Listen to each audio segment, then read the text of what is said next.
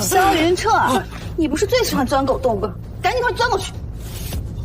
你自幼走丢，找回我萧家时却沦为乞丐，靠讨食过活，真是丢尽我萧家的脸呀！萧云彻，我若是你，早就没脸回家，随便找个地方一头撞死算了。你不是爱吃狗食吗？来，这儿有，吃，来，吃啊，快吃啊！哥哥，你该不会是想让妹妹喂你吃吧？快吃！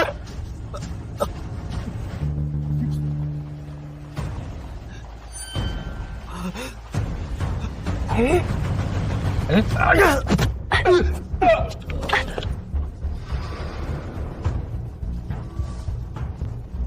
天子脚下，这帮二世祖竟敢如此欺负平民！圣上，您刚登基，不宜在闹市管这种闲事。朕用铁血手腕打退匈奴，肃清朝政，强势登基。可在处理国事、匡扶民生方面，却始终有心无力。难道朕要眼睁睁看着朕的百姓，哪怕在天子脚下，都不得安宁？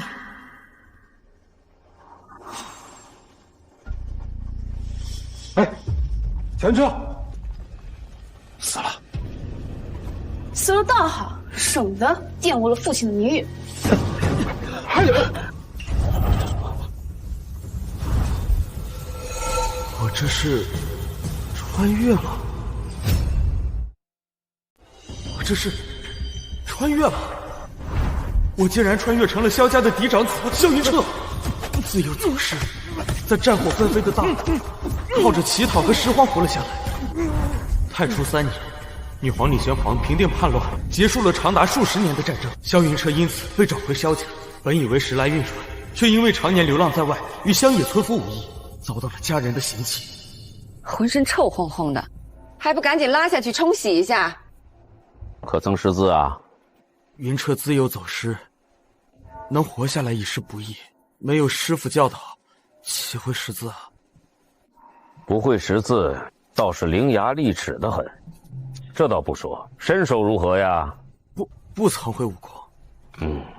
既不识字，又不会武，已经是个废物，不必管他。我怎么生了这么个废物儿子？这个又脏又臭的男人，居然是我们大哥！连路边乞丐、野狗都不如，还别做我萧家子孙。小野兔休息了。回到萧家之后，父母轻视，弟妹侮辱，我活在百般屈辱之下。使劲儿啊！你们俩没吃饭吗？啊，对，就这么打。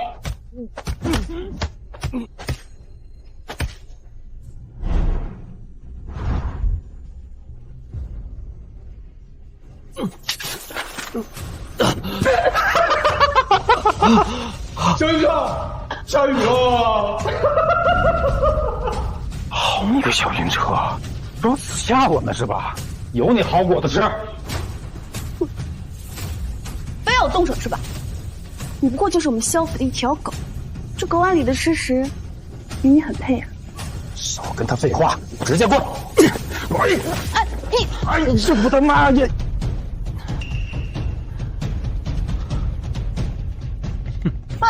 萧云彻，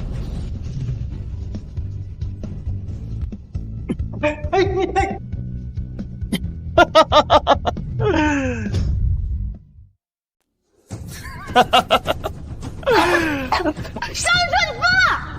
哎，不是你说的，我本来就是一条疯狗嘛。怎么样，这狗食味道如何？二哥，哎呦，小云彻，你敢惯小妹吃狗食，我今天打死你！哎呀，二哥，萧云彻居然敢反抗了，他怎么突然像变了个人一般？还手！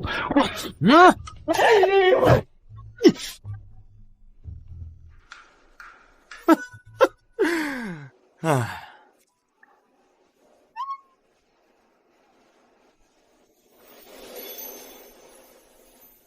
新帝上位，肃清余党，朝中多是武将。女皇已在广招能人异士，辅佐身侧。如今朝中正是缺人的时候，我们萧家是该递出投名状，争取圣上的青睐了。老爷放心，咱们文儿能文能武，才高八斗。这雪烟嘛，虽说不是亲生，是过继的，但是他国色倾城，长袖善舞，他们呀，定会为咱们萧家效力的。爹，大哥要杀了我，他把我头打破了。娘，大哥还要喂我吃狗食，你要为我做主。不是你们在干嘛呢？这一惊一乍的，吓死我了！那萧云彻他向来就胆小懦弱，而且逆来顺受的，怎么可能对你们俩动手呢？爹，大哥因为自己比不上二哥，而心存怨气，积怨已久了。就是因为这样，他才会对二哥大打出手，恨不得杀之后快呢。爹，自从大哥被找回来之后，咱们萧家一直好吃好喝的供着他，让他不再像从前那般入野狗讨食。可他呢，却恩将仇报，怀恨在心，这样都不严惩，外人只会看我们萧家笑话了。就是，你们说的是真的？不，这个逆子，带路，为父这就给你们出这口气。走。哎，老爷你慢一点儿。大黑，少爷，你额头怎么了？哦，没事儿。秋雨啊，自从我来到了萧家，你一直在我身边，何府上下只有你把我当大少爷。您本来就是萧府的大少爷，奴婢对你好，这是应该的。我连累你受了不少委屈，从今晚之后，全府上下便没有人敢欺负你。萧云彻，萧云彻，你殴打弟弟，欺辱妹妹，你可知罪？我知罪。我的罪，便是自幼丢失，没有在萧家受到良好的教育，成为你们期望的人才。我的罪，便是不应该在外面乞讨求生，为了活命，活成低贱卑微的模样。我的罪，便是应该直接死在外面，而不是这么好端端的活着，让你们蒙羞。胡说八道！我什么时候说你走丢是罪啊？不成才是罪，想活命有罪啊！分明是你自己不知廉耻，把鱼狗抢食的恶气带入府中的。活要变罢了，还带回条黑狗与孽畜同食。你如此看来，你也是条野狗。对，你们说的没错，我就是条疯狗。你干什么？你干什么？你放开他！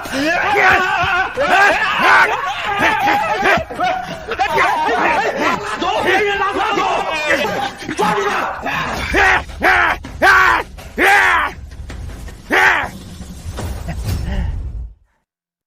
萧云彻，是不是疯了你？父亲，大哥不会得了疯犬病吧？大哥平日里就和这条野狗走得很近，竟是得了疯犬病，失心疯了。哎，对，我就是疯了。从今日开始，你们谁再敢踏入这个院子，我便会失控咬死你们！萧云彻，你就不怕我不认你这个儿子吗？我不是一条疯狗吗？什么时候成为你儿子了啊？大哥，别说气话呀，赶快给父亲认错！难道你还想回到从前流浪的日子吗？自从我回到萧家，便受尽你的屈辱嘲笑，吃不饱穿不暖，被你们嘲笑殴打。早知如此，我就不应该回来。父亲，那你看大哥如果实在不愿意待在家中，城南正好有一处荒铺，不如让大哥移步到城南荒铺休养生息，如何呀？好主意！既然他发疯犬病，那为了防止他继续伤人，不如把他送出去。畜生般冥顽不灵！即日起，将萧云彻送到城南荒铺，待他病好之后，再接回来。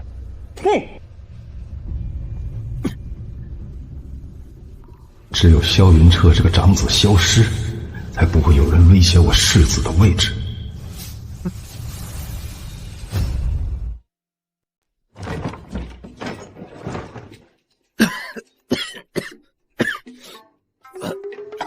少爷，你就这么让他们把你赶出来了？与其在萧家受折磨，不如出来自立门户，自找出路。奴婢就真想不明白了，你流浪多年，现在好不容易找回来了，老爷和夫人不想着弥补你这么多年受的苦也就罢了，居然还嫌弃你没有二少爷耀眼，奴婢这也是心疼你。哎，你别哭了，有这功夫，不如帮我把这里打扫出来。我要在这儿开一间名满天下的客栈。少爷，你还会做饭呢？不但会，还很精通。啊？开干吧！来，先把灰扫了。好。穿越来之前，我只是一个在现代经营着一家小饭店的宅男老板，打打游戏，做做饭，看看历史书，勉强能糊口。太初3年，女皇重武轻武，弑奴攻商，商排在最后。但如今正逢兵变之时，百废待兴，正是捞钱的好时候。民以食为天，为天客栈，就叫这个名了。少爷，你还会写字呢？只能说不丑吧。走吧，我们把它挂上去。哎，为天客栈，就这样吧，差不多。那个男人为何如此眼熟？这样是不是好看多了？好看。似乎是那天钻狗洞的男人。那日他犹如丧家之犬，今日一看，摇身一变，倒成了个掌柜。那日他犹如丧家之犬，今日摇身一变，倒是成了掌柜。米果，新鲜的米果。这是什么？怎么卖？只是米果，1文钱10个。1文钱？这是20个。这筐都给你。我的孙儿快饿死了，只有1文钱。1文钱，我给他买点口米煮着吃。要是再吃这米果，我们全家都得死了。如今城中都是卖米果的摊贩，连年征战，加上饥荒洪灾，百姓缺衣少食，只能靠这些野果填饱肚子。可这些野果没有营养，又极难消耗，不少人吃下会变血肠胃，都是常有的事。可除了这些野果，普通百姓再没有可以填饱肚子的东西。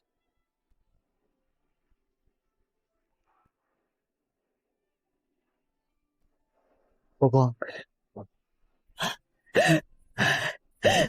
谢谢恩人，谢谢恩人，我的孙儿有救了，谢谢恩人，谢谢恩人。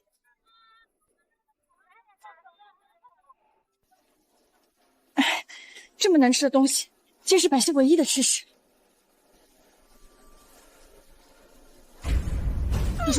秦叔，你怎么了？哎，秦叔，醒醒！秦叔，没有气息了。你们愣着干嘛呀？这人呛着了，快使用海姆立克急救法呀！什么？哇，这是古代呀，医疗水平低下，现在最基础的急救方法他们都不知道。哎呀，来，快！哎。大胆刁民，你还不快将他放下！他已经没有气息了，难道你想他死也不得安生吗？不是，你再阻止我，他才死不瞑目。你还不住手！好你个萧云彻，竟然当街猥亵良家妇女！我这就回去告诉爹。秦叔，你没事吧？我明明已经吃笑容了，我又活了。你刚才被他呛着了，差点噎死。我对你使用了急救，你现在已经没事了，不用醒。方才真是在救他。那不然呢？我一市井小市民，难不成我还当街害他呀？你是何人？为何会有如此精湛的医术？他方才分明已经没有气息了，你竟然能够起死回生！他方才分明已经没有气息了，你竟然能够起死回生！啊，这不是什么起死回生之术，这是哎，算了，就算给他解释，古人也不会理解海姆立克急救是什么意思。这是祖传秘术啊！不必多问。救命之恩，要铭记于心。必当结草衔环，永泉相帮。小事小事啊。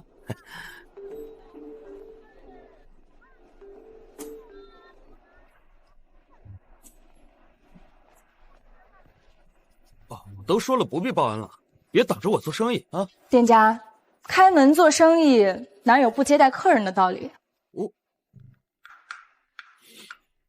二位姑娘想吃点什么？把你们这儿的招牌都上一份吧。得嘞，二位请坐。秋雨上茶。好嘞。二位姑娘尝尝。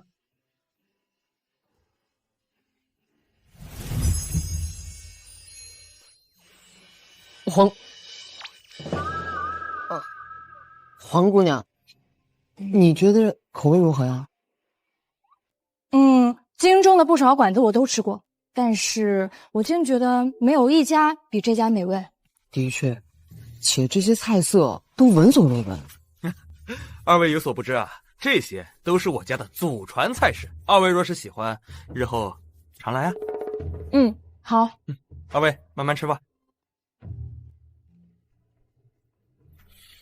其实就是简单的小炒菜，只是古代精炼盐十分缺乏，只有味道苦而涩的粗盐，寻常人家做饭自然就不好吃了。但对古人来说，几乎是军事机密的制盐手段，还不如现代人用简单的锅、布、炭就能生产出雪白、纯净、无涩味的精盐，品质那是吊打公盐。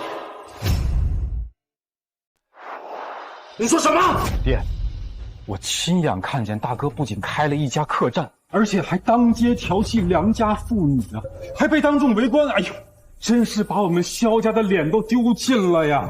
爹，那萧云彻在外面流浪多年，定是沾染了不少陋习了。如果只将他赶出萧家，定会辱没萧家的名誉，一定要严惩他才行。真是岂有此理！老夫真不去砸了这孽障的店，一定要好好教训他一番。走！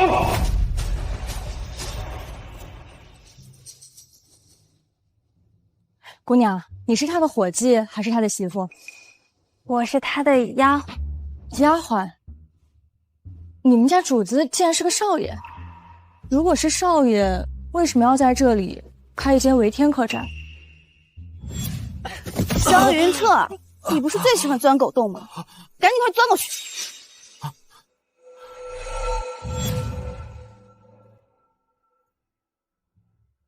店家，你叫什么名字？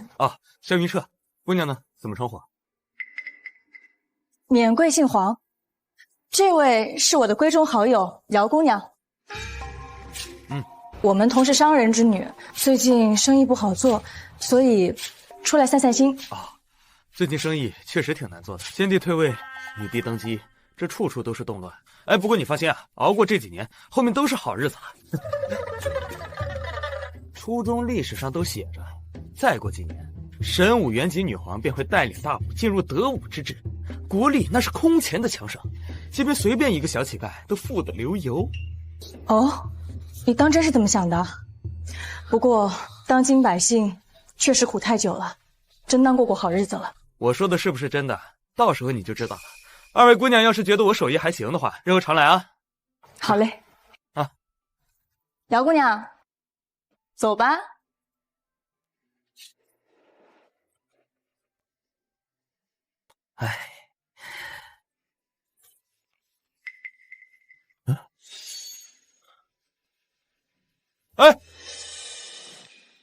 是刚才两位姑娘落下的吗？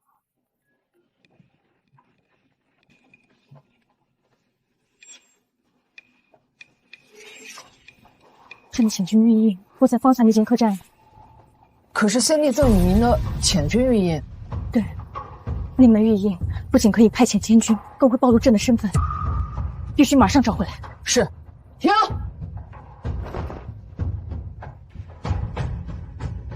少爷，没想到你手艺这么好，开业第一天就来了这么多人。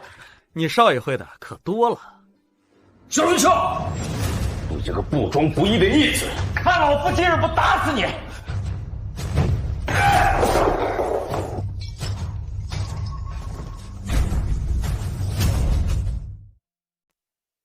你先进里屋去，不要出来。不行，他们要是对少爷动手，我还能替你拦一拦。你，萧云彻，你不仅当街对良家妇女上下其手，如今又跟自己的贴身丫鬟厮混，你这等败类，简直侮辱我萧家门楣！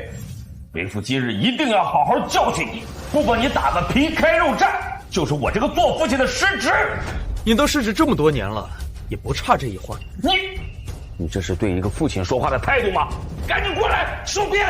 你对你的手下非打即骂，人人表面上是怕你，背后却诅咒你。所以在你的眼里，我和秋雨只可能是有什么龌龊之事。你想不到，世上会有秋雨这样的忠仆。至于什么调戏良家妇女，纯粹就是无稽之谈。欲加之罪，何患无辞？父亲，我当时可是亲眼所见，萧云彻就是在狡辩。若是让京城的人知道我萧家有你这么个纨绔子，却又不加以管束，迟早会坏了我们家名声。若是传到圣上耳中，必然会断送我萧家仕途啊！你个逆子，收我一鞭！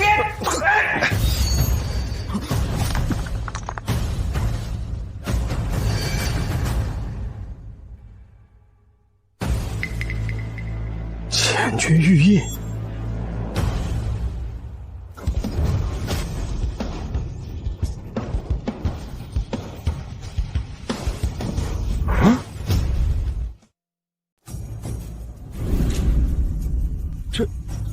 这又是什么招数啊？微臣惶恐，微臣无意僭越。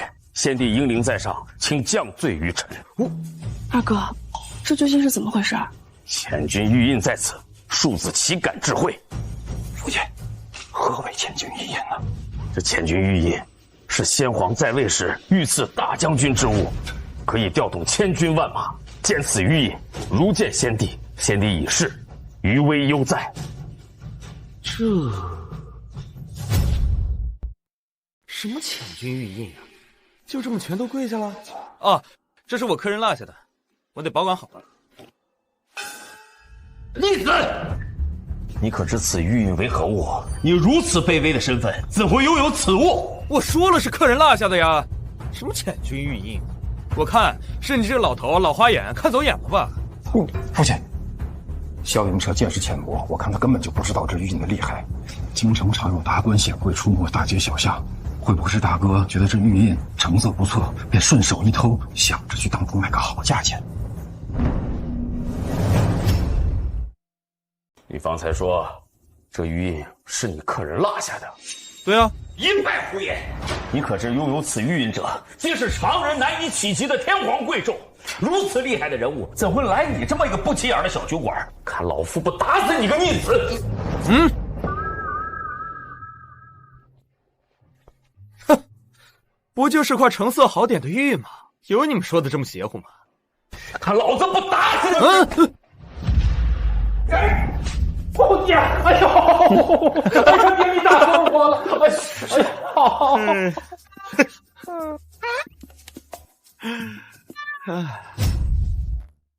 哎呦，哎呀！你个逆子，看来老夫当初真是做错了决定。当日把你留在于此，本意是想让你不要在府中碍眼，没想到你在外面却兴风作浪，调戏良家。看老夫不打死你个！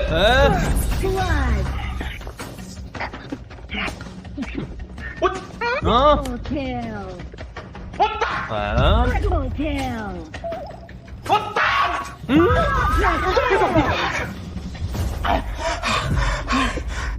哎，你们还敢动手吗？啊！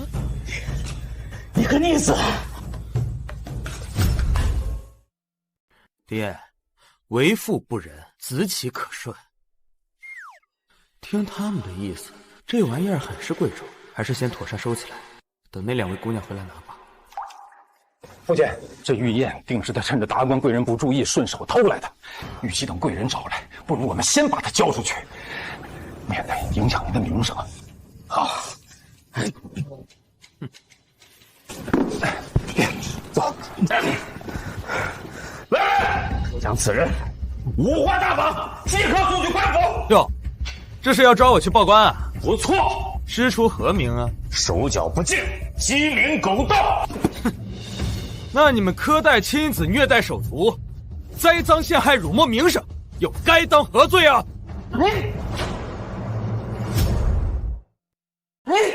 你血口喷人！大哥，说话要讲证据的。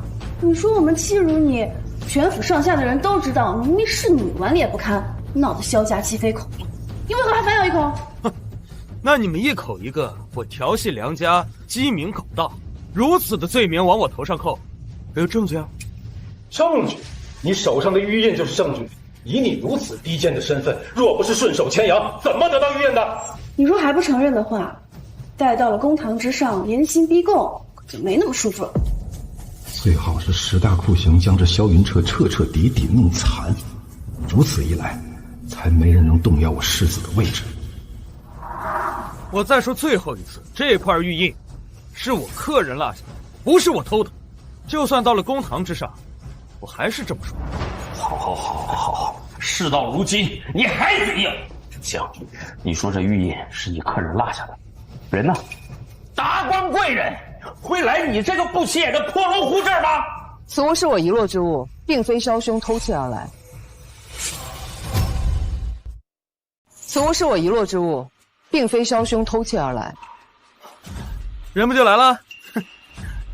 哎，这王姑娘没有跟你一道来吗？此玉便是她的遗落之物，她不便前来，请我来拿。哦，原来如此，这么贵重的东西，以后可要保管好了。萧云彻，如今你也学会请人演戏，一唱一和销赃了。萧云彻，我原以为你多年流浪在外，只是彻底废了而已。只要你安分守己，我们萧家还是养得起你的。可没想到你从根上就坏了，调戏良家，鸡鸣狗盗，如今竟然找人演戏销赃，你当真是让为父失望啊你！敢问萧老板，何时调戏良家了？唉，正是因为今天萧某救了姑娘您，被有心之人看到，所以才说萧某轻薄了你。胡闹！胡闹！本姑娘今日食用米果，差点窒息而亡，是萧兄不顾一切救下我的性命。你们是他的亲人，怎会如此诬陷他？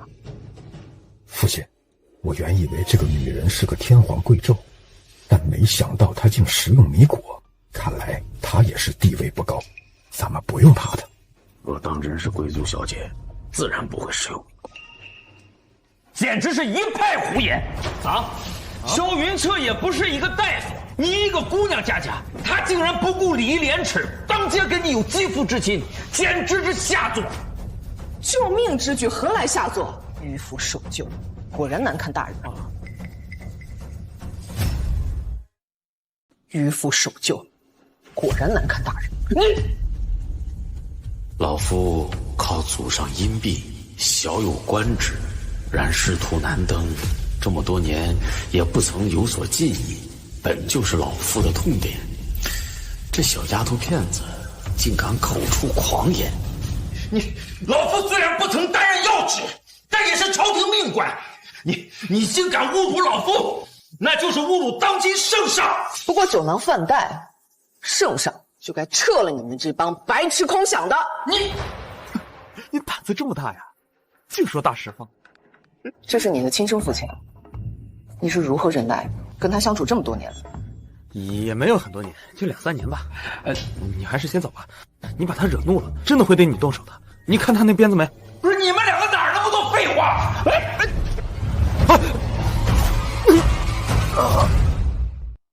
不是你们两个哪儿那么多废话？你做什么？谁要你替我挡的？你这细皮嫩肉的，这一鞭子下去，不香消玉殒了呀！我皮糙肉厚，扛得住啊！你个无耻小儿，想必这女的是你的姘头吧？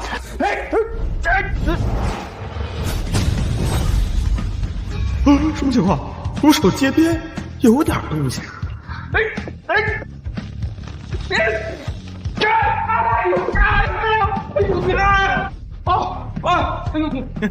姑娘，不，女侠，身手不错，这么厉害不早说，我刚才就不该给他倒那一鞭子，这不白疼了吗？你个大胆刁民，竟敢殴打朝廷命官！父亲好心出门看你，自己不识好歹就罢了，还要带上你的姘头一起，恶意伤人。你知不知道，你们这种事情如果上报给官府，你连小命都不保。哎，你们之前说我是轻薄他，现在说他是我的姘头，你们到底要给我安一个什么样的罪名？能不能统一了之后再来栽赃陷害啊？萧云彻，你还在狡辩？你和这个毒妇打伤父亲，这是不争的事实。儿啊，二哥，我毒妇打我！住口！阿杂曹妾的东西！我乃大武长胜将军姚青书，尔等以下犯上，该当何罪？尔等以下犯上，该当何罪？大将军，微臣参见大将军。将军息怒，将军息怒。刚才是小人多有得罪，还望将军海涵啊！你就是姚青书姚将军，史书上唯一一个女将军，年少便跟随父兄带兵打仗，更是帮女皇征战四方，踏平敌国。大武的经济发展不说，武力军队绝对是当时的大陆第一呀！这客栈开的值，第一个客人就是个将军。今日本将军食用米果，差点窒息而亡，是萧兄不顾流言蜚语救下本将军的性命。今日我不管你们是何目的，日后若是对本将军的救命恩人不敬，便要问问本将军答不答应。微臣不敢了，微臣先行告退。微臣告退。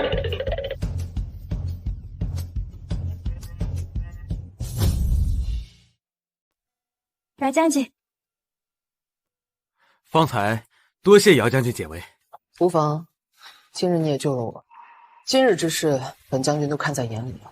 你是他们的亲儿子、亲大哥，他们怎会如此待你？此事说来话长，我很小的时候就走丢了，所以跟他们都不是很亲。圣上，你说这世上怎么会有如此人心淡漠的人家？自己走失多年的儿子，好不容易才找回来，细心呵护，好好弥补就算了，竟然如此苛责虐待。也许是流落在外，比不上从小悉心培养的叔弟。有的父母偏爱过得不好的孩子，有的父母则喜欢有出息那个。这一点，他倒是与我很像。惹圣上想起伤心事来，是臣不好。你我虽是君臣关系，但从小便是闺中好友。无关紧要。对了，刚才你去找那位小肖老板的时候，没有让他识破你的身份吧？圣上放心，他只知道我一人的身份。自从朕登基以来，这位小肖老板是唯一一个敢在朕身边说真话的人，所以朕想珍惜这份难得的友谊。朕弑兄登基，旁人看来得位不正，朕必须要付出比从前的帝王更多的精力，才能坐稳这江山。爹，我真不知道那个就是姚将军。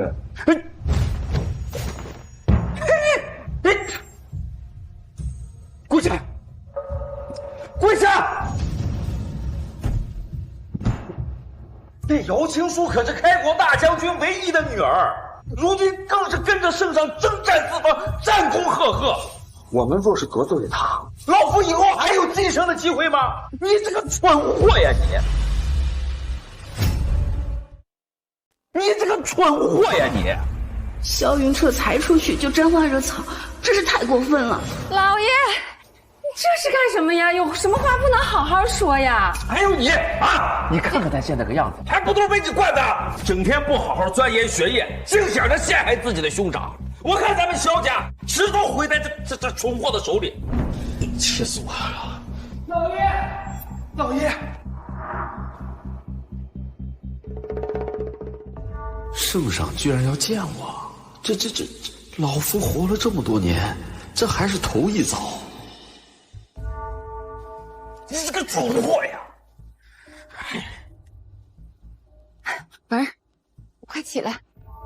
哎呀，真的是。爹现在越来越偏心大哥了，我不也是好心吗？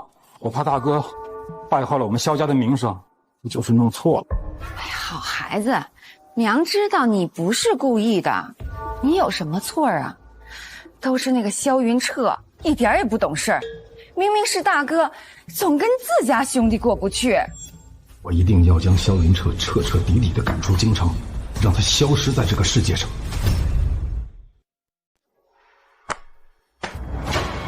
康王，朕上月交给你的赈灾事宜，为何到现在还没有办妥？回圣上，银子不够。不够？国库的银子全部都紧着赈灾事宜，你跟朕说不够？抗洪救灾可不是小事，国库拨的那些银子只够打点士兵和军官的，就连粮草都不够。你。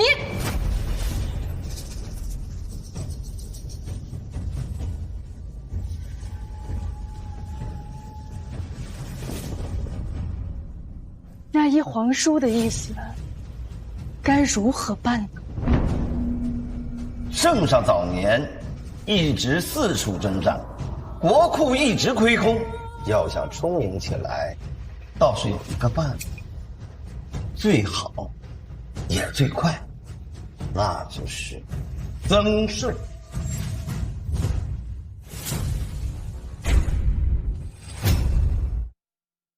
康亲王所言有一定道理，只是连年征战，百姓早就苦不堪言，哪里来的余力增税？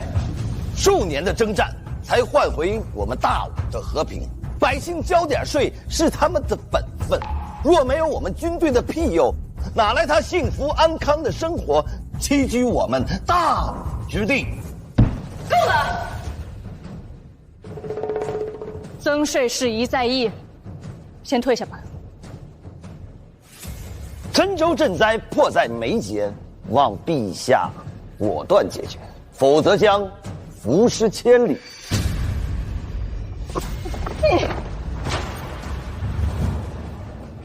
圣上，康亲王是先帝唯一的手足，先帝在世时便对他宽容有加，他散漫惯了，您不要放在心上。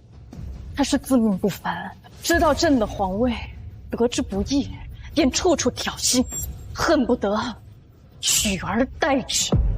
皇上，萧大人到了。传。是。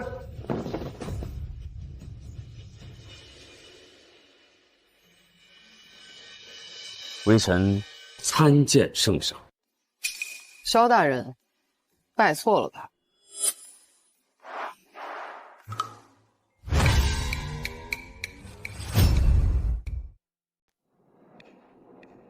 啊！微臣皇仆，微臣有罪。难道姚将军跟圣上告状了？这不会是来秋后算账的吧？好了，朕今日叫你过来，是有礼部尚书空选一职，你可有想法？圣上的意思是说，想让微臣出任。你在京城多年不成升迁，看在你忠心一片，就给你个效忠的机会。日后你要以身作则，恪尽职守，为人臣、为人父，都应该做出表率。多谢圣上，多谢圣上。好了，下去吧。谢圣上。圣上，这萧侍郎对萧老短极尽苛责虐待，您为何要给他加官升爵啊？帝王之术在于平衡，朕又何尝不想直接罢了他的官，给萧云彻出气？可他是萧云彻的亲生父亲，日后想要提拔萧云彻，他有个可靠的副卒，远胜于他独木难支。原来如此。不过朕也只能敲打敲打他，他若是不蠢，定能知道以后该用什么态度对待萧云彻。圣上，午膳已备好。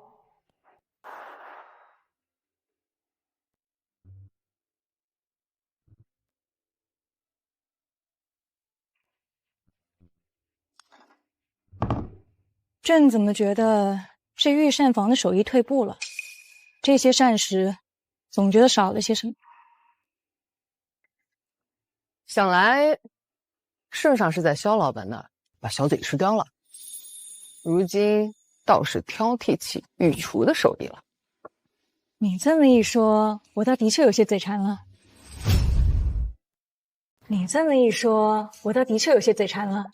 有段时间没去维天客栈了，不如现在就去。我也想听听小萧老板有什么真知灼见。怎么了？又是旧疾复发？朕赶紧让御医给你瞧瞧。都是些陈笨烂疾了，这么多年了，连御医都束手无策。臣早就看开了，臣只希望有生之年能够亲眼看到圣上的大武盛世。朕一定会寻遍天下名医，只要能治好你，朕什么都给他。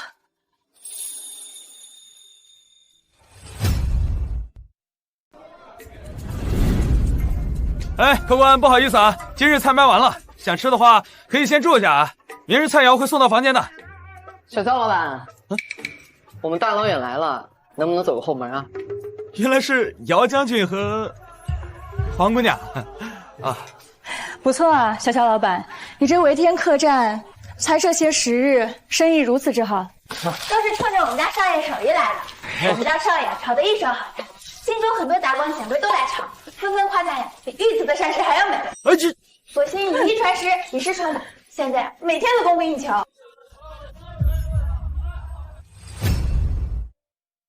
所幸以一传十，以十传百，现在每天都供不应求。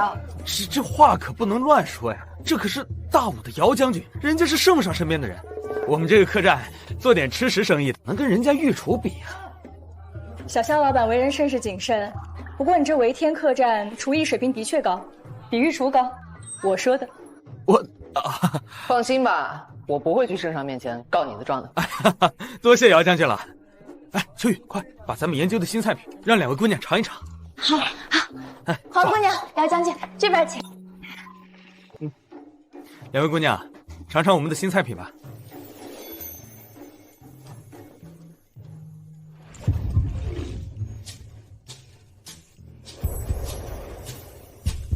这味道果然与众不同，鲜香异常，分外美味。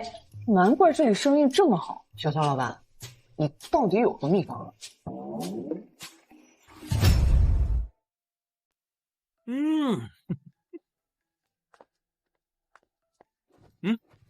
这就是秘方。这不都是入药之物吗？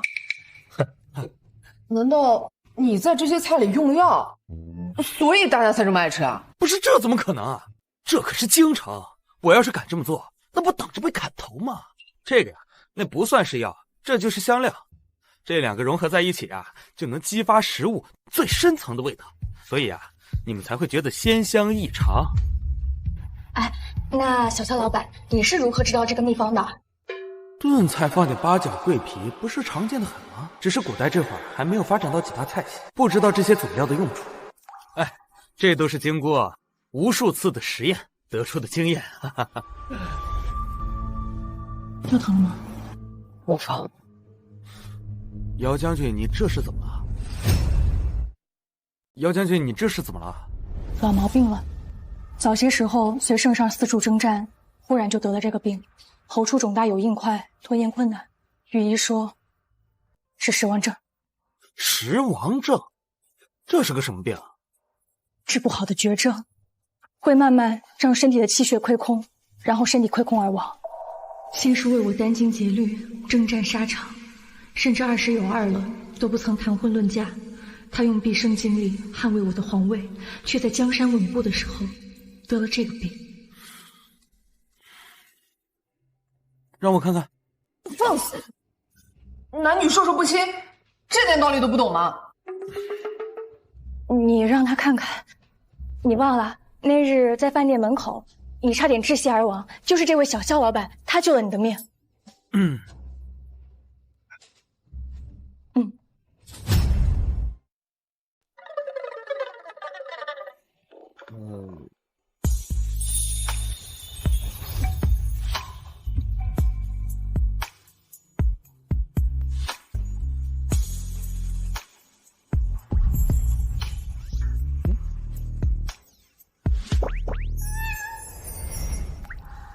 哎，坐吧，坐吧，坐吧。这食王症没什么大事。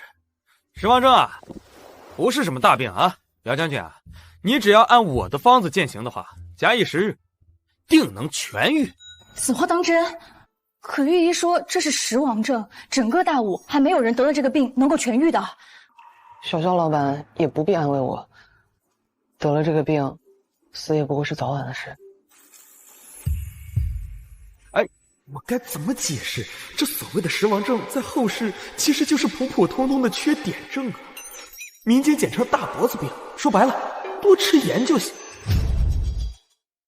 待会儿啊，我给你一袋盐，回去之后你就让厨房以后用我给你的盐来做饭，不出1个月，你的情况就能好转很多。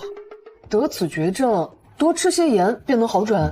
那要是没有好转的话，1个月之后你再来找我的麻烦呗。哎，小肖老板，民间酒馆吃食大多清淡无味，若加盐调味，大抵苦涩难咽，只能勉强下酒。但为何你这些菜品却没有这些问题？要不要说实话？这炼制精盐虽然对现代人来说简单的很，但在古代可是个了不得的技术，且成本十分高昂，只有皇亲国戚吃得起啊，质量还很一般。实不相瞒，这个呀都是祖传秘术，萧某实在是不便透露，怕老祖宗天打雷劈啊。不过2位姑娘要是想要的话，可以管萧某要啊，要多少拿多少啊。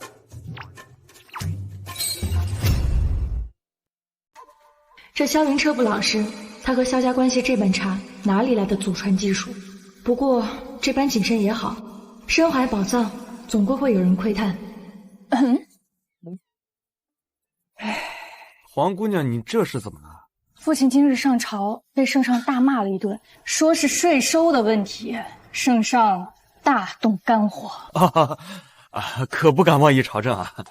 小萧老板，那又如何？这里就我们3人，难道你还怕旁人告状？黄姑娘此话不假，在这间小酒馆，就算大骂当今圣上，又如何啊？小萧老板，难道你也和那些迂腐的人一般，认为女子不该妄议朝政，只会在家里绣花？我可没这么说，你不要往我身上扣帽子啊！咱们面前就有位优秀的女将军，我这么说，那不是找死吗？那你快说说看，当朝税收到底该如何？那我就浅谈一下啊。这税收嘛，的确是要收。如今这个女王刚平定四方，虽然说这西站安宁了，无人敢犯，可是一个国家想要兴盛，那就必须要发展经济啊。但是发展经济就离不开税收嘛，培养军队要钱，赈灾救民要钱，什么都要钱。只有国力和军队强大，这个国家才叫强国。我们当然知道你的意思，可当今百姓刚经历战火，现在还未安居乐业，若此时强征赋税，岂不是雪上加霜？一个帝王如果半点都不考虑自己的子民，那还能算得上是一个好的帝王吗？可一个国家缺钱，除了收税，还有什么更好的办法吗？所以你也认为应该先强征赋税，先充盈国库再说。看来他跟康王也没什么不同。非，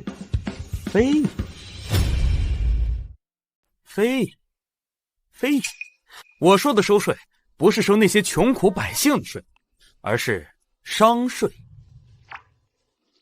商税？正是。两位坐，来。虽然说这个士农工商啊，商户是最底层的，可一个国家想要发展，那就离不开商人呐。我们就应该恢复市场经济，驱动各行交易，让钱财流动起来，这个国家那才能发展起来呀。你说的对，接着说。我们就应该出台各种政策，鼓励商人们经商，商人多了，老百姓的营生也就多了呀。这样的话，那谷子就不必烂在土里，而是被人想方设法的弄回去卖掉。这样的话，农民的收入也就提高了，更别说那些能人巧匠，只要有人愿意购买他们的劳动力，何愁没有营生啊？妙啊，子极甚妙！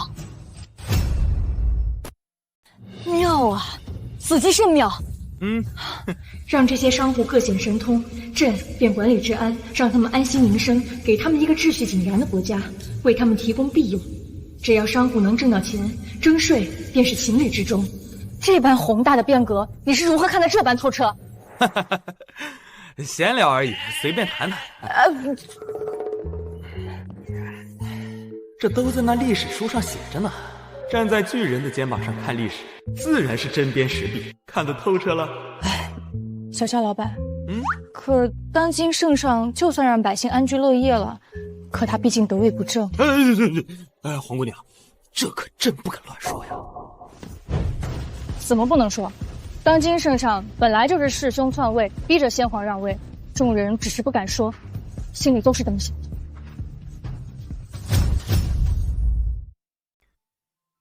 秋雨，准备的怎么样了？好了，少爷。小肖老板，你要去哪里？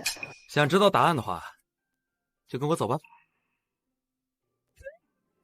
各位，10周了，一个个来，一个个来，都有啊！来，日后啊，我可能不能给你们10周了。为什么，肖老板？为什么呀？我忤逆了兄长和父亲，视为不孝，日后我要在家闭门思过。我不相信肖老板是这样的人。是啊，肖老板为人温厚，善良大方，怎么会做出这样的事儿啊？一定是兄长为难，家父偏心啊！对呀，就是。既然大家如此信任肖某，那肖某就算被千夫所指，日后还是会给大家10周的。好，来，是吧？谢谢肖老板。真香。来，谢谢肖老板，谢谢肖老板。真香。肖老板愿意给大家10周，实为大爱，可这跟圣上您问他的问题又有何关联啊？小肖老板是想用这种方式告诉朕，只要能让百姓吃上饭，过上好日子，谁又在乎你那些私事？原来如此。少爷，把桶给我吧。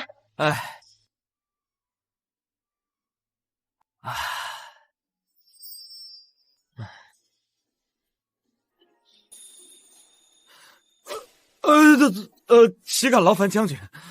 怎么，你嫌弃我的手吧？这岂敢劳烦将军？怎么，你嫌弃我的手吧？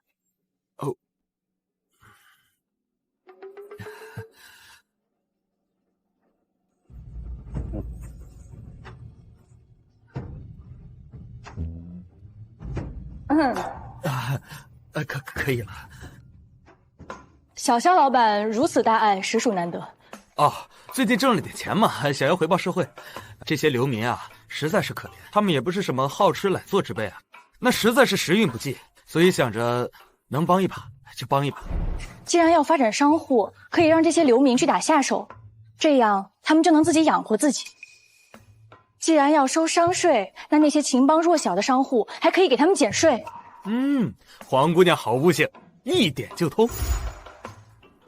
后世虽然不少企业为了避税做一些善事，但无论他们初心如何，只要在行动上帮助了民生，对老百姓就是好事儿啊，也算是利国利民的政策了。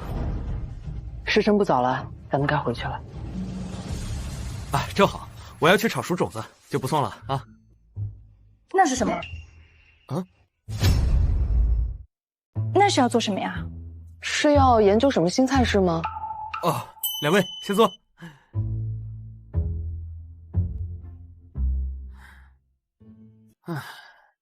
这个是米果子种子，便宜好活，结果繁多。可有一个问题啊，就这米果难以下咽，而且营养价值低，几乎没什么食用价值，只能起到充饥的作用。若不是人饿得快要死了，绝对不会想吃这样的东西。那日我便是吃了这米果，才险些丧命。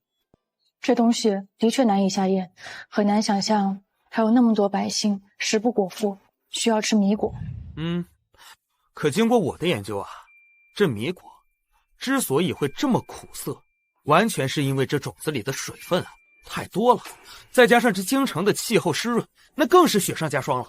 不过如果我们在播种之前能够稍微去掉这种子里的水分，那来年结出来的便是这样的稻米了。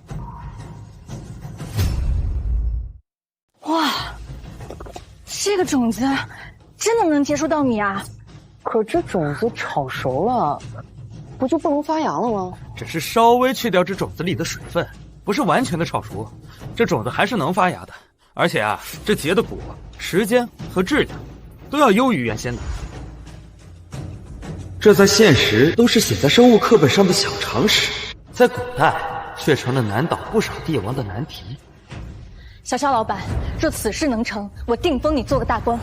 我知道你跟姚将军身份不凡，可是啊，我并不想谋求仕途，就安安心心的开个这样的小客栈，挺好的啊。如此也好。小肖老板，我们还会再见的。啊，稍等，秋雨，言，姚将军，记住我说的，用这个盐，你的病自然就会好。走吧。多谢。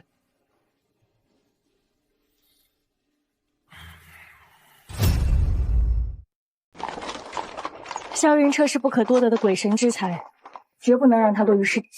可他志不在朝堂，要如何才能收服这个人才呢？姚将军今年20有2，却不曾考虑婚姻大事，朕也是时候为你做出打算了。臣只想永远陪在圣上身边辅佐，不想嫁人。朕方才提出的商税之法，众爱卿可有别的意见？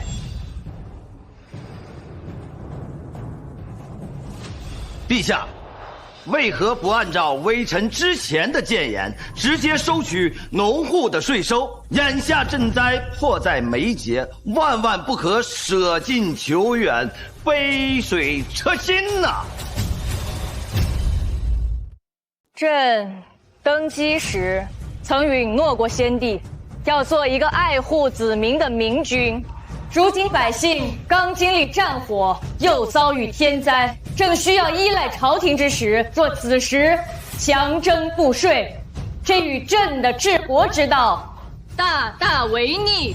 圣上，你弑杀兄长强势登基的时候，怎么没有见你这么听先帝的话？臣认为为君之道就应该斩钉截铁，不应该瞻前顾后啊！你现在坐在这个位置上的人是朕，朕还不需要你来教朕何为为君之道。圣上是想让我跟太子一个下场喽？那你就当臣是死谏。朕本就是弑兄登基，再不可残害血亲了。登基前可以弑兄杀父，可真当了皇帝，就不该给旁人落下话柄。但若真是放任康王，也只会留下祸患。此事朕心意已决，无需再议。退朝。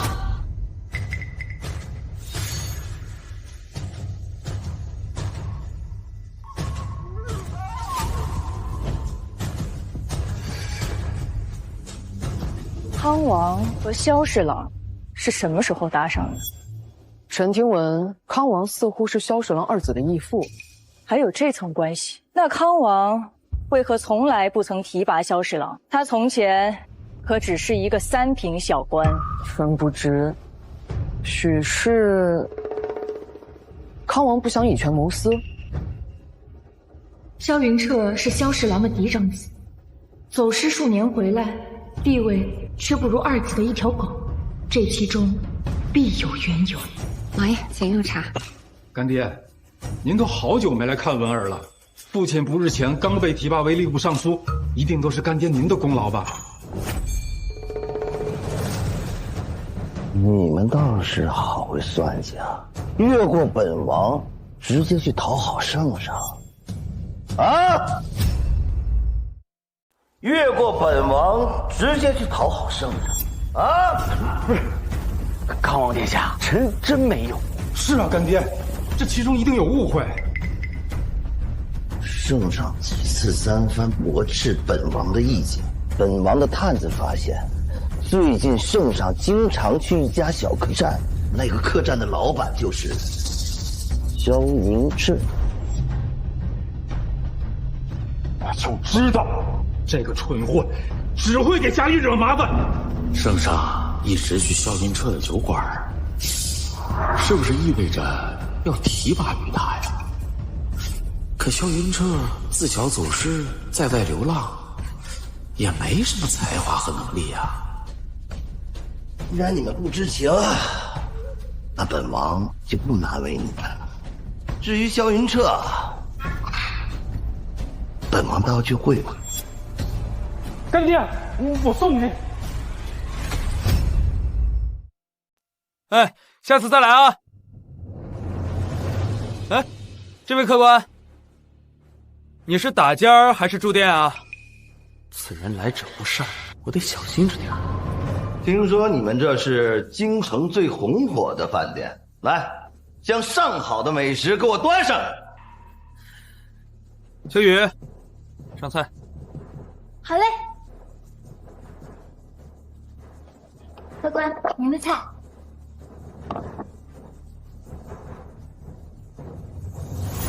好吃呀！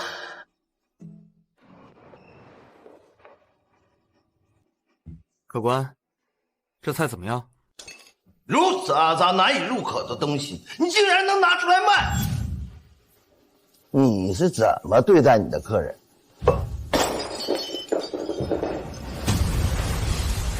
你要的确觉得难吃的话，这顿饭不收你钱了，如何？这不是同行，就是碰瓷儿吃霸王餐的。老子之前开饭店的时候，就不知道遇到多少个人。看来古代和现代，除了科技和制度不同之外，人性都是一样的，到哪儿都有赖子。除了味道，还有这个招牌“围天客栈”。小小的客栈居然想围天，难道这是对圣上不满吗？像你这种人，就应该拉出去砍了。围天是民以食为天的意思。你要是找茬的话，出门右转，我可没工夫陪你饮。哟，这个姑娘倒是挺标致的。这样，你出个价钱，把它卖给我，我就不砸了你的招牌，如何？你要是再胡搅蛮缠，那可就别怪我不客气。我倒要看看你如何对我不客气。要报官吗？你信不信我在你这店里立刻就能把他给办了？你报的官，叫他来看他敢不敢动我半根手指。他们不敢，我敢；他们不敢，我敢。我你看他，我这来人啊！哎呦！住手啊！干爹！哎呀，萧云彻呀，你闯大祸了啊！知道你打的人是谁吗？啊，这是康王殿下，当今圣上的亲皇叔。哦，在下是亲皇叔。我打死你！哎呀！我就是给他提了几个建议。圣上，求圣上为我干爹做主啊！干爹乃皇室宗亲，竟被那萧云彻当街殴打，天理难容啊！圣上，臣要求立刻处死围天客栈老板萧云彻。皇叔为何忽然要跟一个小小客栈老板过不去？并非本王跟他过不去，而是他以下犯上，侵犯了皇室的尊严，此乃诛九族之大罪。干爹，我也在九族之中。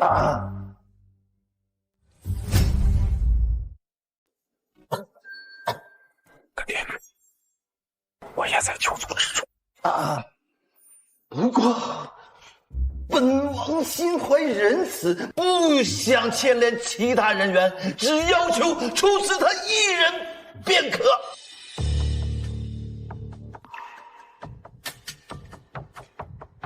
一个小小客栈老板，竟然惹怒皇叔。本官听闻围天客栈吃食不错，便想去尝一尝，只是给他提了几个建议，他对本王大打出手，此人顽劣不堪，必须将他斩首示众。干爹突然急事，萧云彻理当斩首示众。朕听闻萧云彻是你嫡亲的大哥，你为何如此仇视他？圣上明察，萧云彻自幼走失，从小跟着那些流民乞丐一块长大，骨子里早已是污浊不堪、卑微下贱。若不是家父心软，断不会让他脏了我萧家的门楣啊！萧云彻若是被彻底除掉，就没人能撼动我的位子了。放肆！你亲兄走失多年，不好好弥补便罢了，竟嫌弃他情淫污泥之中，何来忠义？何来道德？且咆哮宫廷，辱没圣听。朕看，该拖下去斩首的人是你才对。圣上息怒，圣上息怒！皇叔被揍的时候，你也在场。是。既然在场，为何不先将皇叔送医？若是怠慢了皇叔，你担当得起吗？来人，将萧文拖下去，杖责50。圣上饶命！圣上饶命！干爹，干爹救我！干爹！皇叔，莫急，朕也是为你出头啊。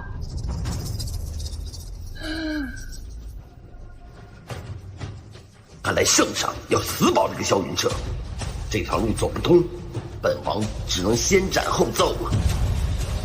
慢点，慢点。少爷，哎，少爷，你没事吧？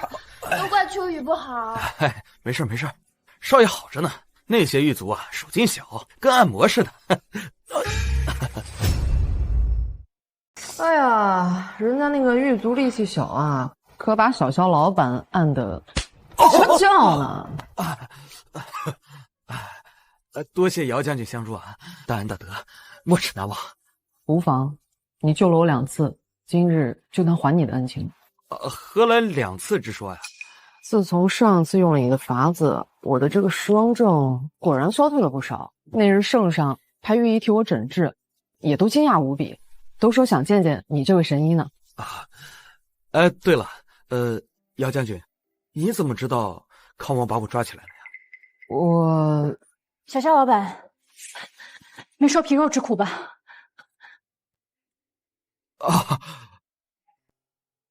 我还有公差，先走一步。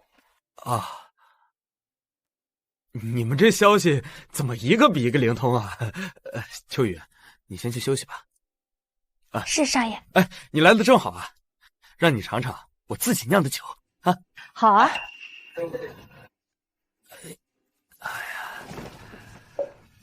这康王向来目中无人，很受委屈了。这我倒不在意。我在意的是啊，这个萧文居然是康王的义子，这就很有意思了。有什么意思啊？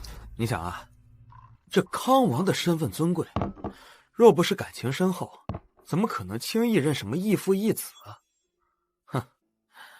但若真的是感情深厚的话，为什么这么多年都没有提拔我的父亲呢？这就耐人寻味了吧？小肖老板，我发现你不仅有经商之道，在洞察人性方面有独到的见解。来，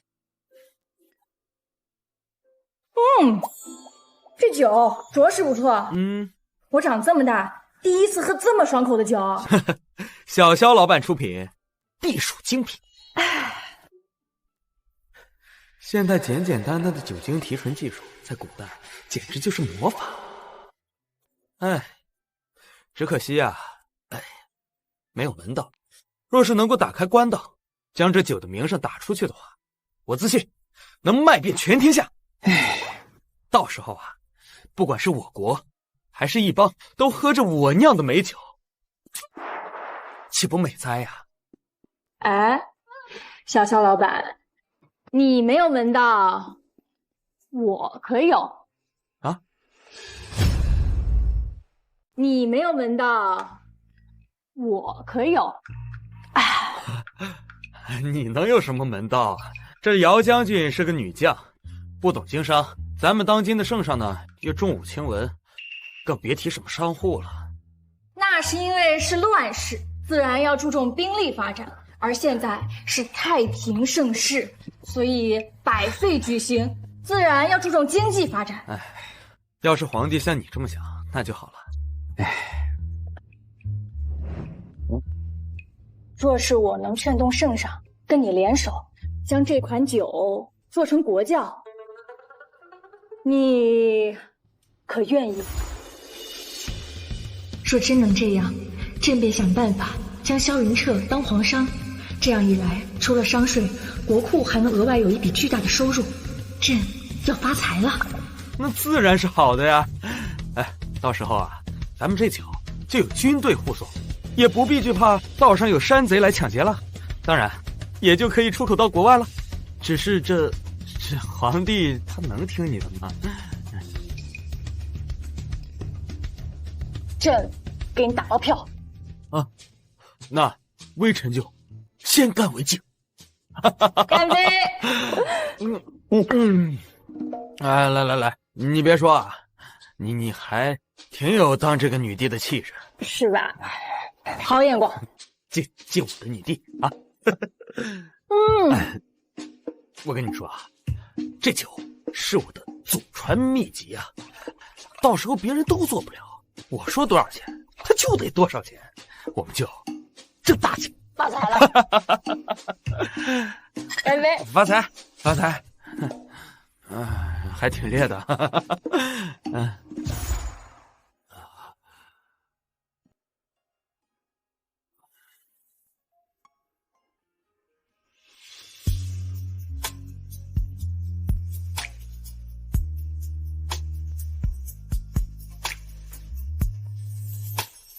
云帘晴空桃源却莺啼，又见你眼角笑意，几分相思暗藏到如今。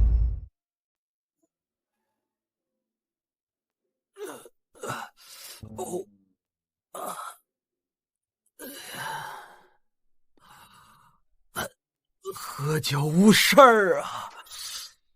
少爷，秋雨，你哭什么呀？若是以后少爷娶妻，是不是就要赶秋雨走了？嗨，怎么可能呢？只要你愿意的话，这辈子都可以待在少爷身边。只要少爷不嫌弃秋雨，秋雨这辈子就跟定少爷了。陛下，你从军队调一拨人护守官道，若是咱们大吴有商户通行，便一路护送。太好了，如此一来，咱们大武的好东西就能销往四处各地了。快要入秋了，还有蚊虫吗？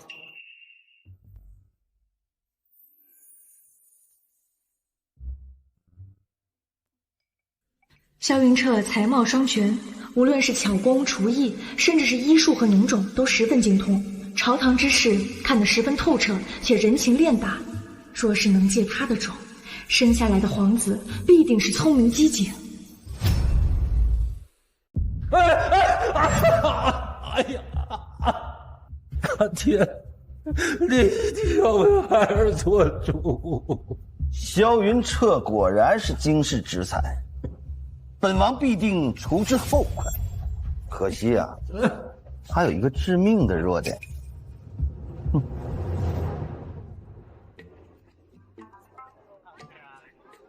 我说你堂堂一个大将军，天天跟着我干嘛呀？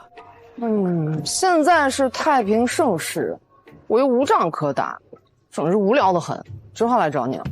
什么？本将军这辈子都不想嫁人，可我也不能让姚家无后。最好的办法便是偷偷借了这小子的种，生个聪明绝顶的孩子。秋雨，我回来了。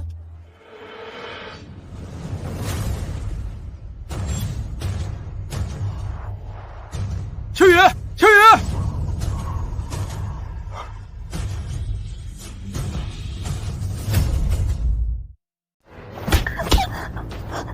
你只不过是一个小小的丫鬟，能给本王当妾，还委屈你了吗？我秋雨这辈子都是少爷的人，你跟死我也不会委身于你。靠我！我弄死你！本王还怕你不来呢。你的确是个人才，唯独有一点太过感情用事。俗话说无毒不丈夫，你关心的人在乎的人太多，所以难成大事。来人啊！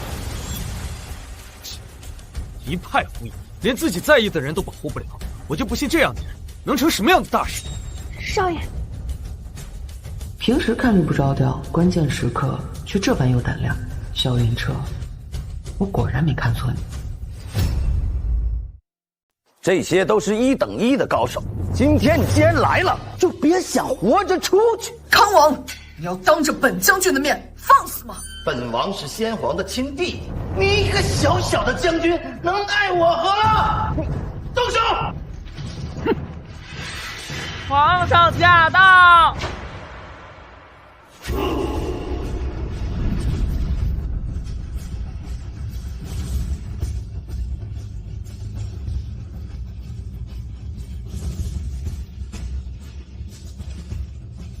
是谁给你们的胆子，擅自关押朕的浅天下？什么？她就是女帝？那晚我岂不是……皇叔，未经允许，擅自关押朕的人，你是真不把朕放在眼里？浅天香如此重要的位置，为什么从来没听圣上提起过？一个小小的失敬之儿，为何能得到圣上的器重？如今便是了。萧云彻，作为朕的浅天相，你有资格不跪这天底下任何人，也有资格代替朕审判这天底下任何人。我这么厉害，那我岂不是活着的尚方宝剑？这枚玉印的重要性，你应该已经知道。现在，朕把它交给你，希望你不要让朕失望。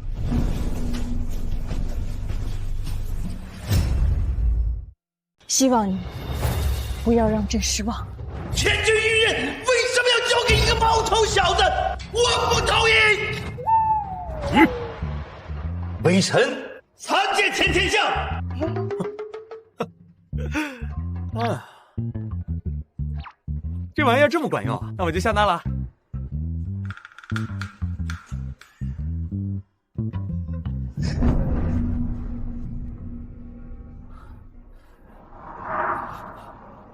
您是皇上，您怎么不早说呀？微臣之前说了这么多冒犯的话，桩桩件件都够砍头的了。小萧老板，朕就是不愿见你这般谨慎小心的模样，所以才故意隐藏身份。你是朕的浅天相，万人之上，我们之间还是跟从前一样，你跟朕想说什么就说什么。那这可是你说的，你放心啊，以后你想吃好吃的就来我们维天客栈，别的我不敢说，这好吃的我管够。好。瞧，小萧老板又开分店了。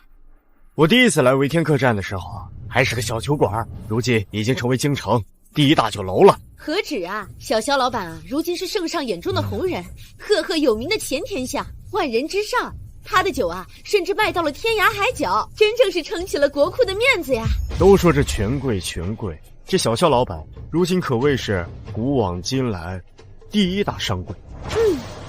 诸位，感谢各位父老乡亲平日里对我们维天客栈的支持。今日我们却……将军，姚将军，你怎么来了？庆祝你的新酒楼开业，怎么不欢迎啊？自然是欢迎的。行，秋雨，招呼一下。啊，这小萧老板怎么就走了？云彻哥哥，这原本是我的呀。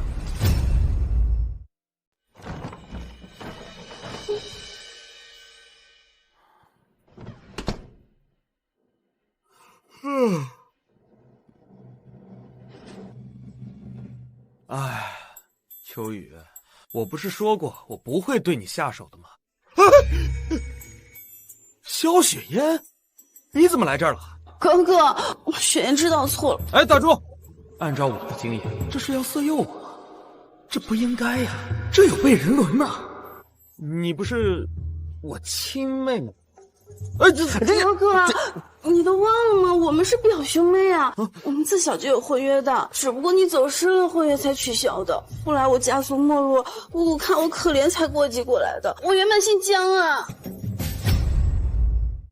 哦，不是亲妹妹，那你是表妹妹啊！你是妹妹，你就别跟我玩这些花招啊！古人表哥表妹都正常的，可我是现代人啊，这都没超出3代。哎，不行。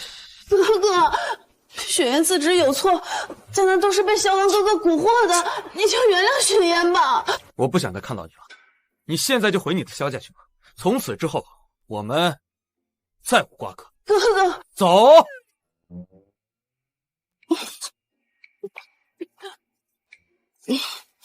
哥哥，走。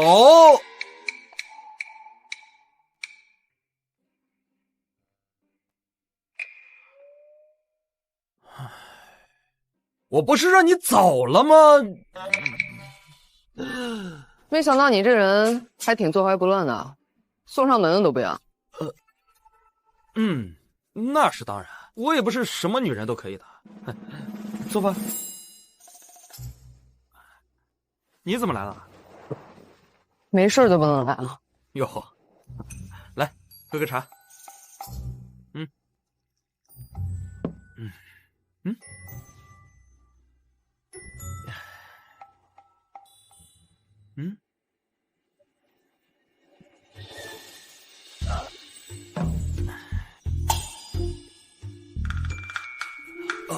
不太对劲啊！哎呀，怎么这么热啊？坏了，肯定是这萧雪烟往这茶里加了什么东西了。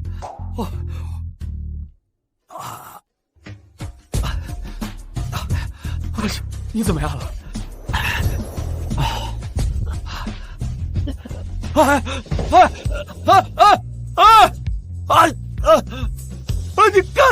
看啊！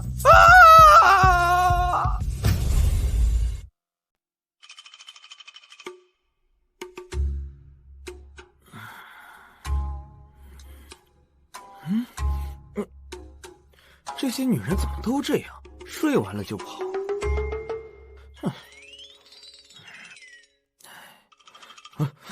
少爷，如果他们都可以的话，那秋雨也可以。秋雨不求名分，只求能够长长久久的跟少爷在一起。秋雨，我都说了我不会赶你走的，你怎么就是不安心呢？少爷，您要了秋雨，秋雨就不会不安心了。怎么又来一个呀？这大早上还让不让人休息？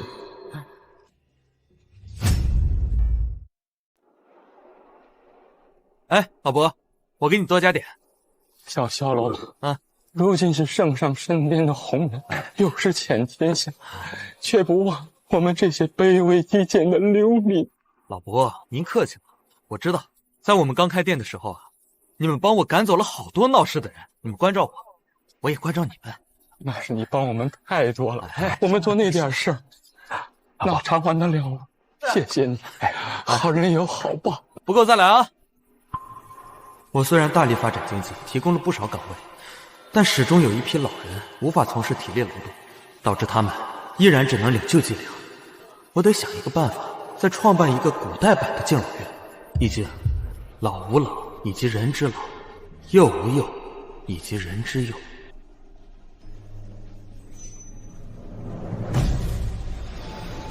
好了！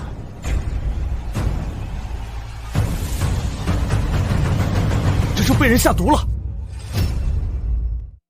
老伯，我去给你叫大夫，你撑住。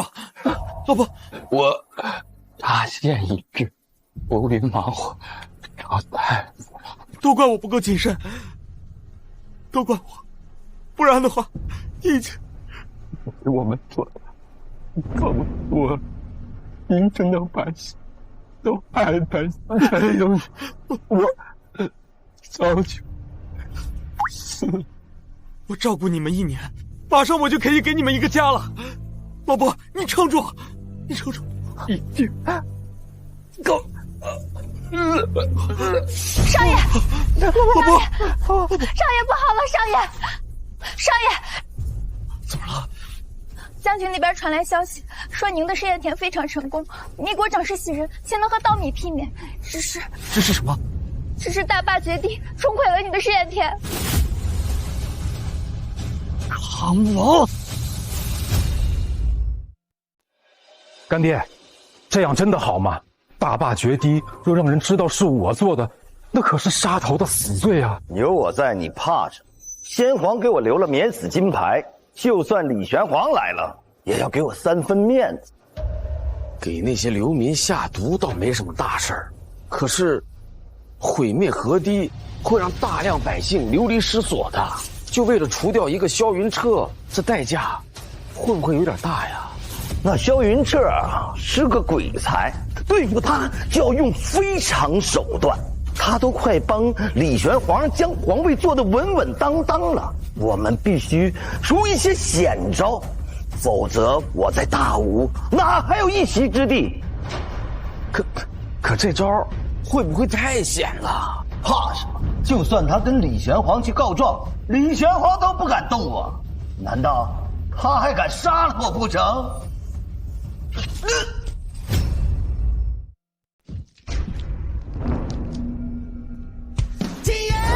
这个剑，为了老吴，也为了那些被你毁坏了家园的黎民百姓。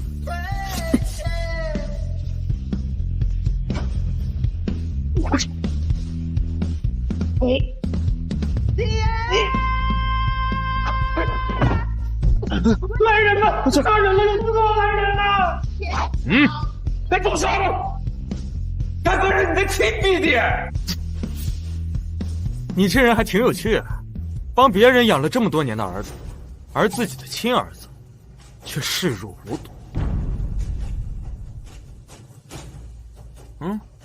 这什么意思？哼，你没觉得他们2个长得特别像吗？他一个亲王，非亲非故的，为什么非要认萧文当义子？还有，你没有感受到我的那个好母亲对康王那是异常的柔顺、恭从吗？还有，你没有感受到我的那个好母亲对康王那是异常的柔顺、恭从吗？我去，怎么了？快来人！救救我！你个贱人，起来！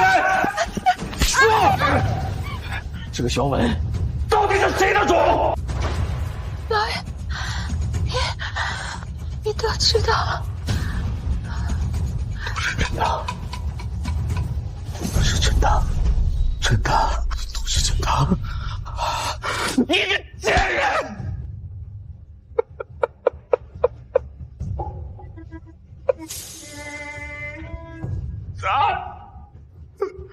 这都是对我的报应啊！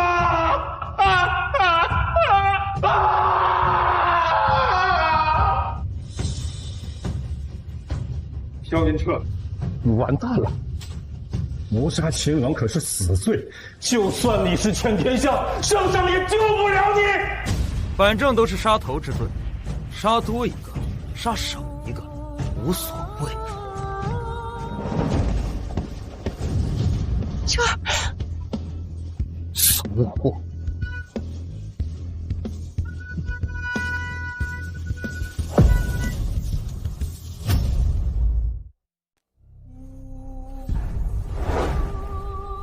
闯入康王府，杀害康王，萧云彻，你可知罪？微臣知罪，但微臣不后悔。圣上，他也是为民除害，你放过他吧。朕又何尝不想放过他？可亲王被当众赐死，必须要严惩，朕不能开这个先例。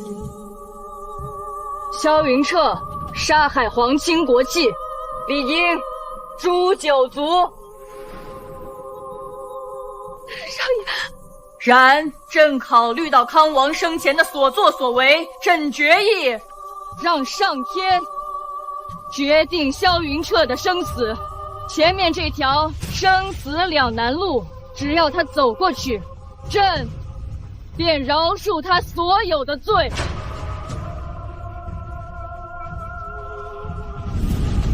可是自古以来，从来没有人能够活着走完这生死两难，都会被折磨得痛不欲生，痛苦自强，所以才叫生死两难了。早知如此，我就应该对云彻好点儿。萧云彻，我早就说过，你不得好死。萧文损坏大坝，造成无数百姓伤亡，斩立决。其父母纵容其罪行，打入大牢，秋后问斩。来人，在，押下去。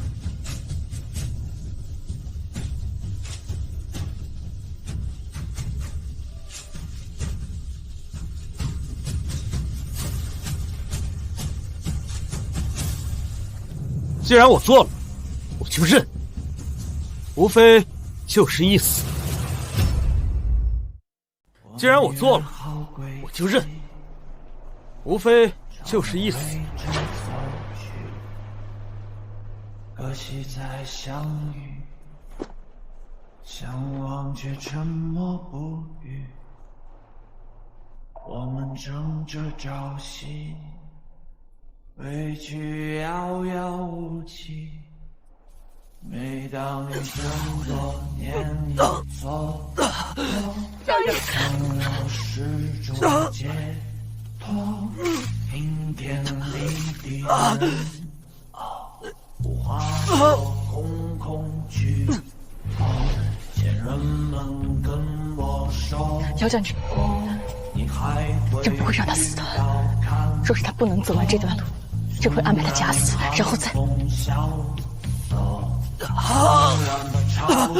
萧文，你我这凡人，我看不追从，你看什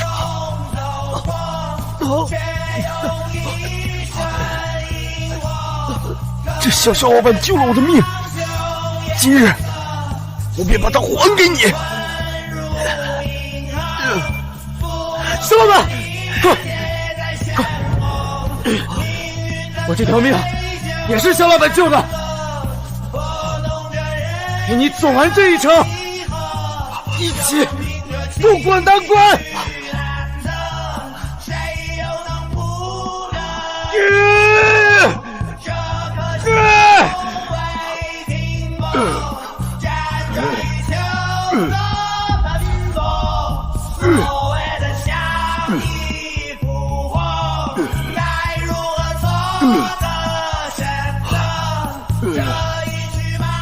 第一次见到有人完整的走完生死两难路，朕也从未见过。这就是奇迹吗？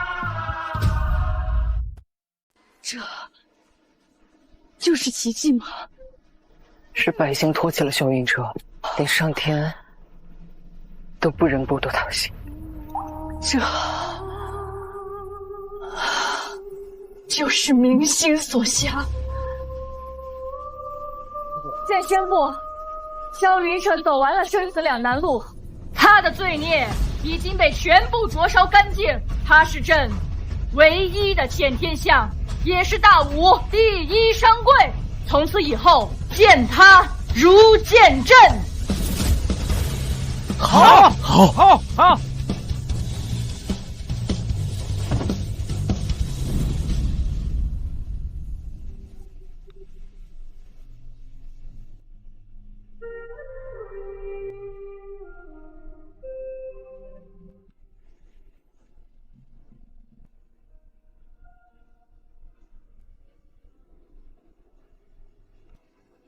圣上万岁万岁万万岁！天相千岁千岁千千岁！众爱卿，平身。谢圣上。